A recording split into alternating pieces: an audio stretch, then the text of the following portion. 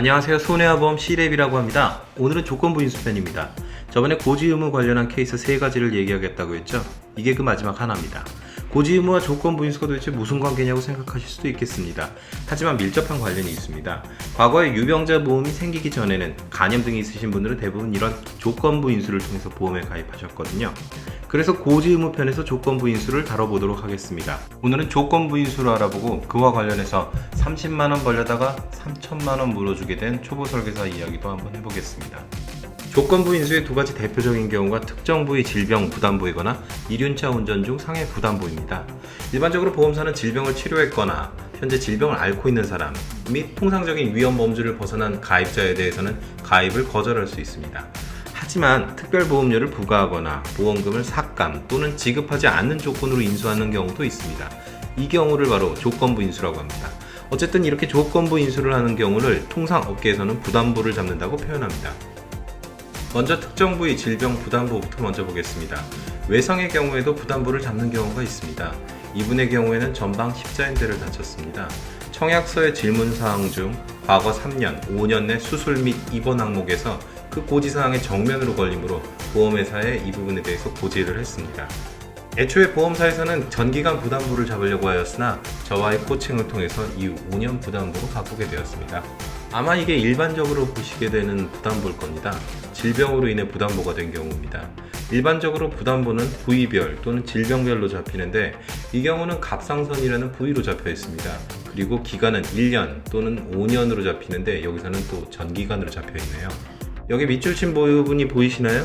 부담보에도 불구하고 지급하는 예외적인 경우가 있습니다. 이걸 다시 정리하면 다음과 같습니다. 사망하거나 80% 이상의 후유장애가 생긴 경우에는 부담보에도 불구하고 보상합니다. 부담보 부위나 질병으로 인해 합병증이 발생했는데 그것이 부담보 부위와 다른 곳이거나 또는 다른 질병인 경우 그때도 보상합니다. 마지막으로 부담보 부위라고 하더라도 추가적인 진단이나 치료 그런 것도 아무것도 없이 5년이 경과하면 그때도 보상하게 됩니다. 이 부분은 저번에 고지 의무 관련해서도 얘기했던 내용입니다.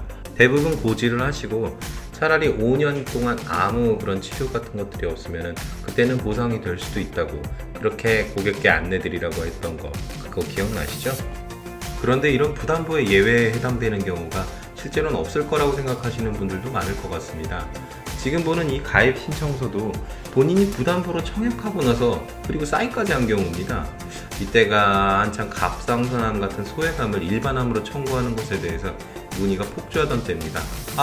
혹시 이게 가능할 수도 있다는 걸 모르시는 분이 있었으면 뒤에 연락처를 보고 문의 주십시오.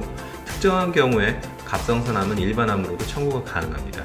어쨌든 거기다가 한 줄 더 떠서 저렇게 부담보를 체결하시고 그것까지 해결해 주기를 원하시더군요. 이때 아까 설명한 부담보의 예외를 통해서 빠져나갔습니다. 일단 고지 의무 위반을 만들지 말자는 게 제 기본적인 입장입니다만 그래도 이미 고지 의무 위반이나 부담보가 발생했다면 이를 해결할 수 있는 방법이 전혀 없는 것은 아닙니다. 조건부 인수의 두 번째 경우인 이륜차 운전 중 상해 부담보, 통칭 오토바이 부담보를 한번 얘기해 보겠습니다. 일반적으로 생명보험에 계신 분들은 잘 모를 수도 있겠지만 화재보험 쪽에서는 이런 직업과 그리고 취미에 대한 고지 의무가 매우 중요합니다. 직업과 취미에 대한 것은 계약 후에도 중요해서 직업이 바뀌거나 새로운 취미 생활을 할 때 보통 통지를 해야 한다고 약관에 규정하고 있습니다. 그런데 계약 후에 이런 의무가 있다는 것을 모르는 설계사분들도 계실 것이고 계약자들 또한 그런 변동사항이 있을 때마다 통지해 주는 경우도 찾아볼 수가 없습니다. 그래서 이것 때문에 종종 설계사와 그리고 계약자 간에 실랑이가 일어나는 것을 자주 봅니다.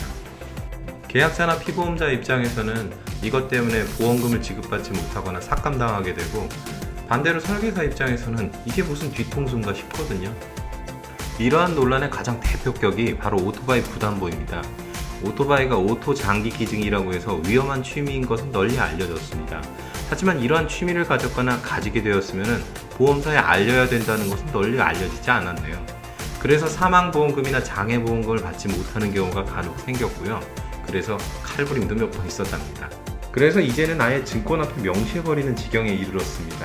덕택에 이러한 의무 위반 시에 빠져나가기는 더 어려워졌는데요. 그래도 계약자들이 오토바이 부담보에 대해서 더 잘 알게 되기는 했습니다.